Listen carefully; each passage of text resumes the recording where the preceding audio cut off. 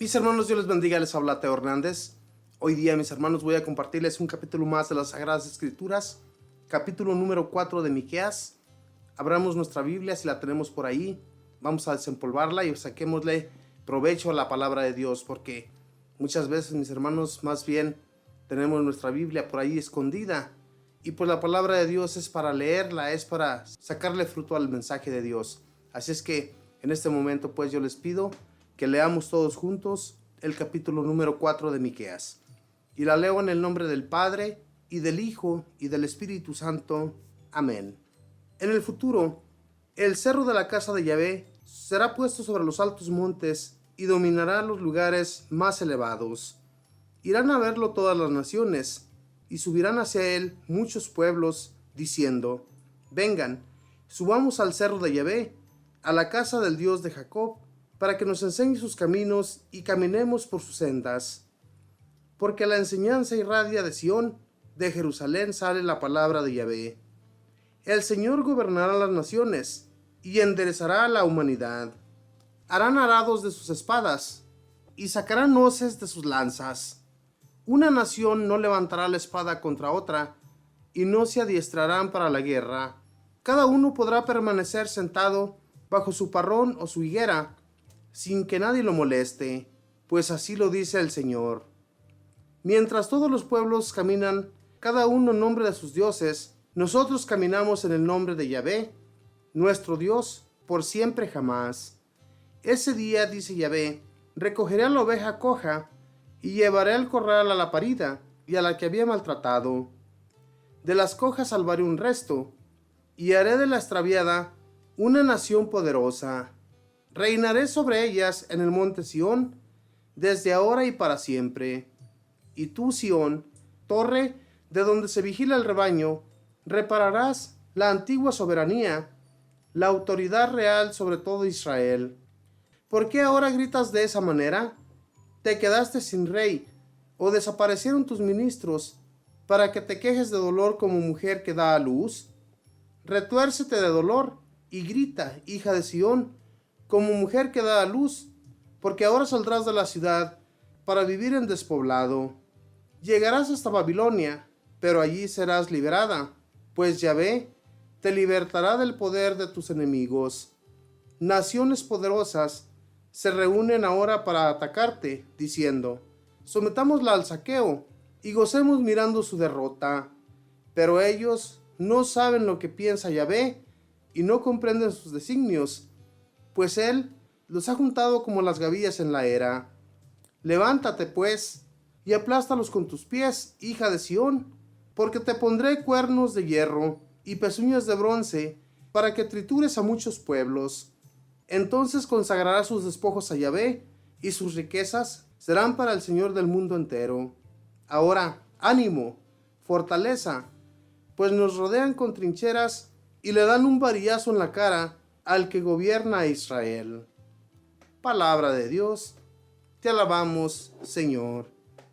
Dice en la palabra de Dios en los primeros versículos que en el futuro el cerro de la casa de Yahvé será puesto sobre lo alto y dominará los lugares más elevados. ¿Qué quiere decir con esto, mis hermanos? Que llegará un día en que el Señor dominará a todas las naciones, cosa que ya ha sucedido. Nuestro Señor Jesús, desde que Él vino, desde que Él está aquí entre nosotros, Él domina a todos los pueblos. Si no fuese así, mis hermanos, nosotros, acá donde vivimos, en estos países donde nos encontramos, nosotros ni siquiera pensáramos en nuestro Señor Jesús, pero Él tiene el dominio sobre todas las naciones, y Él es el Todopoderoso. Él es el Rey en el que nosotros ponemos nuestra confianza. Y Él no es que esté en Sión, Él está en todo el mundo. Él, en ese pueblo de Israel, sabemos que nuestro Señor, desde que estuvo aquí entre los hombres, estuvo entre los judíos, estuvo entre todo el pueblo de Israel. Pero no porque en el Antiguo Testamento se hable de esta manera, van a ser dominadas las naciones desde ese pueblo Sión.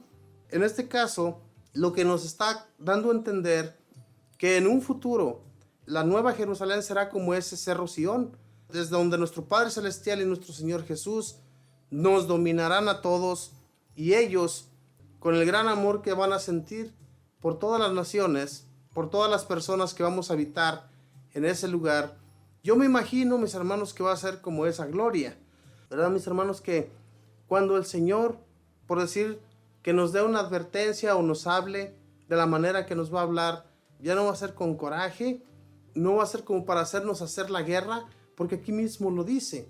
En ese tiempo, las personas no se adiestrarán para la guerra, ni las personas van a hacerse pelear entre sí mismos. Lo que vamos a tener como para cosechar, ya sea el arado o cualquier otra cosa, no se van a hacer hoces ni se van a hacer espadas para pelear, sino más bien se van a hacer toda clase de instrumentos para cosechar la tierra. De esto nos habla aquí la palabra de Dios. Y en este caso, mis hermanos, yo entendería la palabra de Dios como que el Señor va a estar ya entre nosotros y no va a haber por qué vamos a estar peleados unos con los otros, sino más bien va a ser un gozo eterno, un gozo en el que vamos a estar regocijados en el Señor y Él va a ser nuestro protector.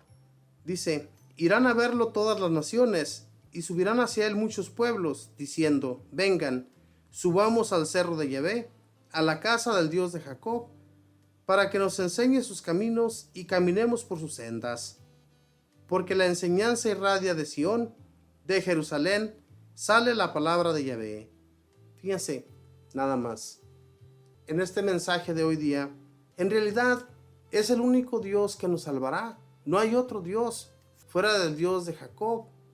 Recordando el Antiguo Testamento, todos los israelitas, todos los que fueron patriarcas, la enseñanza viene de ellos en realidad, porque ellos siguieron los mensajes de Dios, no importando cómo a ellos les fuera. Recordemos que Jacob fue un hombre que luchó mucho por tener ganado y por ganarse sus dos esposas, las hijas de este hombre, que pues no lo dejaba irse de su casa, sino que lo sometía a los trabajos, lo sometía a que le cuidara las ovejas, los rebaños, y así todos los demás patriarcas lucharon, y sabiendo, mis hermanos, ellos que el que estaba siempre de su lado era Dios, no iban a renegar por lo que tenían que hacer. Ellos lo hacían con mucho gusto, lo hacían con gozo, porque el Señor estaba con ellos. El Señor no se apartaba ni un solo instante. Dice, el Señor gobernará a todas las naciones y enderezará la humanidad. Harán arados de sus espadas y sacarán hoces de sus lanzas. Una nación no levantará la espada contra otra y no se adiestrarán para la guerra. Entonces, en esos tiempos, mis hermanos, no habrá ni guerras, no habrá por qué pelear, porque el Señor estará en medio de sus pueblos, de todas las naciones. Ahorita, ¿qué es lo que sucede en la actualidad? Las naciones solamente piensan en pelear, en sacar provecho de la otra nación, en sacarlos y apoderarse de todos los bienes que esa nación posee.